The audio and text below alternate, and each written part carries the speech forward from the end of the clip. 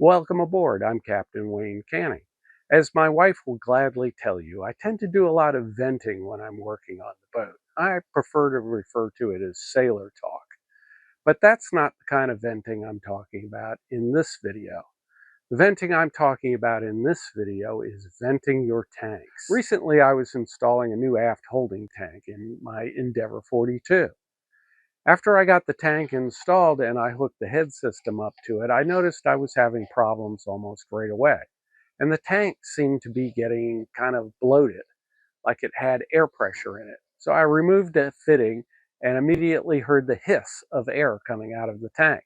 This told me immediately that I had a problem with the vent. I had used the old vent and hose from the previous tank that was installed in that location, but I quickly found out that vent was completely clogged. I was not too surprised to find this because I know on older boats, vents tend to get clogged up.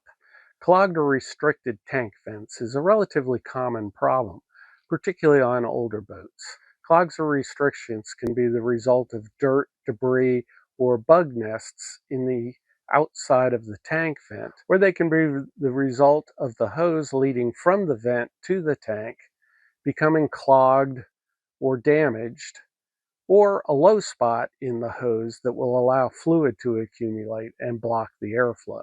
As a repair technician and surveyor, I've run into this many times over the years. I have found this to be a common problem on many boats, particularly older boats. Tank vents get clogged up with bug nests, dirt and debris, and chips of wood from rubbing up against a dock.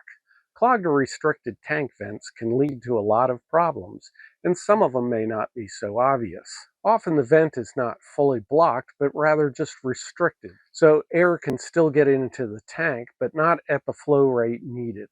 As you remove a fluid from a tank, it creates a vacuum inside of the tank. You may notice this on some of your own tanks when you try to fill the tank. You might be getting what I call burping of the tank, when air suddenly burps up out of the fill as you're putting fluid into it. Blocked or restricted vents can often account for some mysterious problems with your equipment. I've seen engines that would not come up to full RPM, that would run fine for a while, but after an hour or so of cruising, the engine would start to lose power and slow down. Mechanics often focus only on the fuel filters and the fuel pumps. But this problem can sometimes be related to poor airflow into the tank, not keeping up with the fuel that's being withdrawn.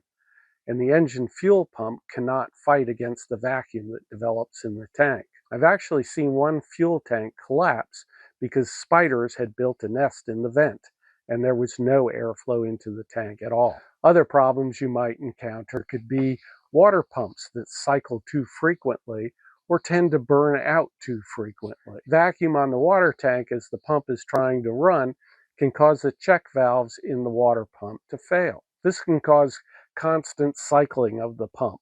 Most people don't even think to check the tank vent when they're having water pump problems. Bad venting can also be an issue with holding tanks. As you're pumping the head, you're trying to pump a fair amount of fluid into the holding tank. If the tank is blocked, this can cause back pressure. And we all know you do not want back pressure on your poop system. Good airflow in and out of the tank is important to the operation of your equipment. It also makes filling the tank easier. Most people almost never think about their tank vents, and they certainly never check them. I generally suggest people check their tank vents at least annually.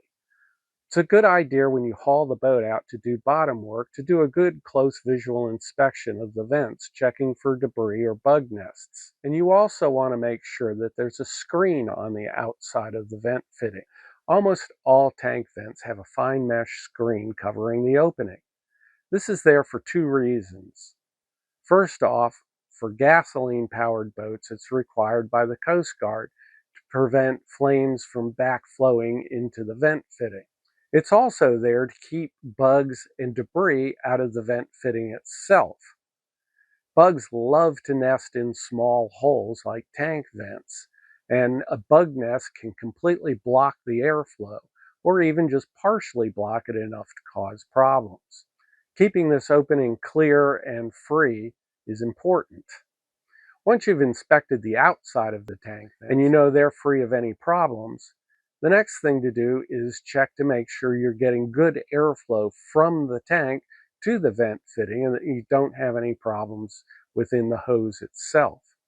The easiest thing to do is disconnect the hose from the top of the tank and blow a little bit of air through it. You can use a dinghy air pump or some other small type of air pump.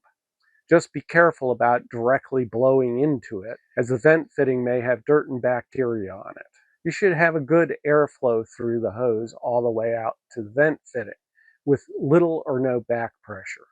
If you're experiencing any back pressure, you'll have to try to locate the problem. It's important that the vent hose is run correctly from the vent to the tank. You want a small loop right where the vent fitting is to prevent water from backflowing into the vent and down the hose. But after that, you want a pretty nice, smooth, downhill run. There should be no loops or kinks in the hose anywhere along the path. Low spots in the hose can allow fluid to accumulate inside of the hose, blocking airflow.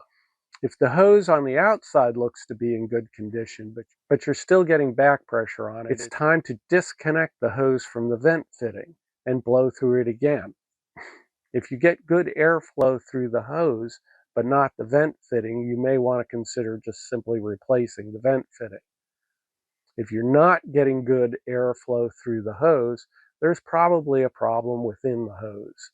Hoses get old and deteriorate after a while, and if there's any low spots that hold fuel, this fuel could damage the inside of the hose over a period of time. I know nobody wants another chore to have to do on their boat, but it is important to make sure that your tank vents are flowing freely. If you find you're starting to have odd problems with your water pump or your engine not running the way it should, don't forget to check the tank vents while doing troubleshooting.